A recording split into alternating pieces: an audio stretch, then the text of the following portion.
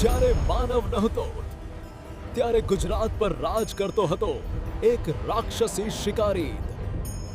કરોડો વર્ષ પહેલાં આજની ગુજરાતની ધરતી પર ફરતો હતો એક વિશાળ શિકારી, કુદરતનો નિર્ભય રાજા।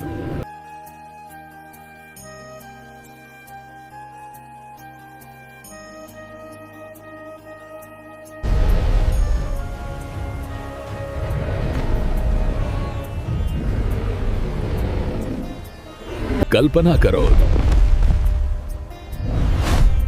શાંત ધરતીની અંદરનો ગર્જતો ઇતિહાસ। ગુજરાતના મહીસાગર જિલ્લામાં આવેલું નાનું ગામ રૈયાલી આજે શાંત છે। ખેતરોમાં પવન લહેરાય છે, ખેડૂત હળ ચલાવે છે, બાળકો શાળાએ જાય છે। પણ આ શાંતિ ભ્રમ છે।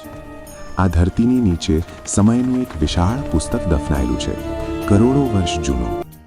આ ધરતી ક્યારેક ડાયનાસોરોની ગર્જનાથી ધ્રુજી ઉઠતી હતી જ્યારે ભારત ટાપુ હતું। આજથી લગભગ 6.5 કરોડ વર્ષ પહેલા ભારત આજના એશિયાથી અલગ હતું। તે એક વિશાળ ખંડનો ભાગ હતો, ગોંડવાના। પછી તે તૂટી પડ્યું અને એક ટાપુ સમાન ભૂખંડ બની ઉત્તર તરફ તરતું રહ્યું। ગુજરાતનો વિસ્તાર ત્યારે ઉષ્ણકટિબંધીય જંગલોથી ભરેલો હતો, ઊંચા વૃક્ષો, કાદવથી ભરેલી નદીઓ અને ક્યારેક જ્વાળામુખીનો ધુમાડો। આકાશમાં વિશાળ ઉડતા સરીસૃપ ટેરોસોર, જમીન પર દોડતા વિશાળ શાકાહારી પ્રાણી અને જંગલનો શાસક રાજા સોરસ નર્મદેન્સિસ, નર્મદાનો રાજા। તેનો કદાવર આકાર સૂર્યપ્રકાશમાં ચમકતો, તેની આંખોમાં શિકારનો તેજ। તે શાંતિથી ઘાસમાં છુપાતો અને અચાનક ગર્જના સાથે હુમલો કરતો। તે માત્ર શિકારી નહોતો, તે આ ધરતીનો રાજા હતો। જીવનની પવિત્ર ધરતી રૈયાલી। રૈયાલી માત્ર શિકારનું મેદાન નહોતું, તે જીવનની શરૂઆતનું સ્થળ હતું। દર વર્ષે માદા ડાયનાસોર અહીં નદી કિનારે આવતી।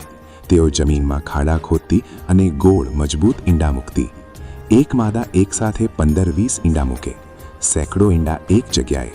રૈયાલી એક વિશાળ ડાયનાસોર નર્સરી બની ગઈ હતી।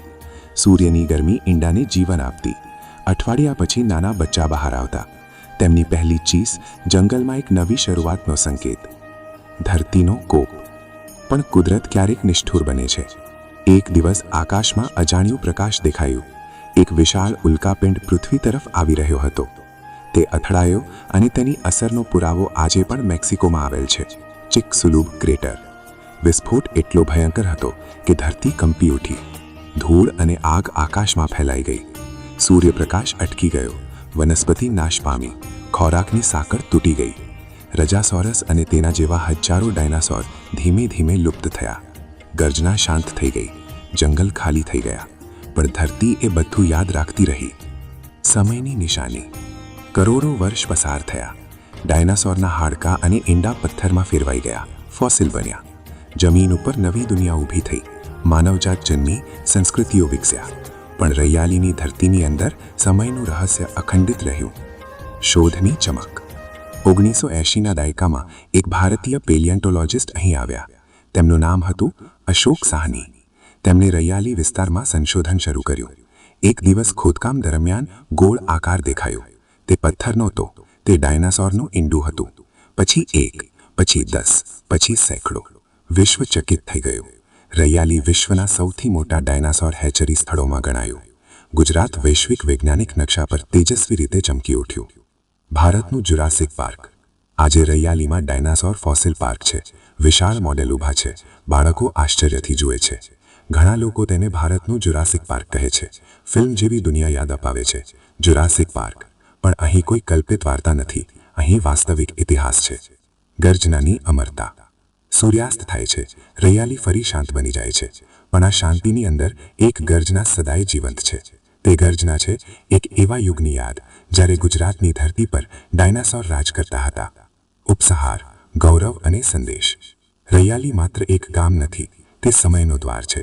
તે સાબિતી છે કે ભારત, ગુજરાત વિશ્વના પ્રાગૈતિહાસિક ઇતિહાસમાં મહત્વ ધરાવે છે। દરેક બાળક જ્યારે અહીં આવે છે અને ડાયનાસોરનું મોડેલ જુએ છે, તે માત્ર મનોરંજન નથી, તે જ્ઞાન છે, તે ગૌરવ છે। કરોડો વર્ષ પહેલાની ગર્જના આજે પણ રૈયાલીની ધરતીમાં સંભળાય છે અને તે અમને યાદ અપાવે છે, સમય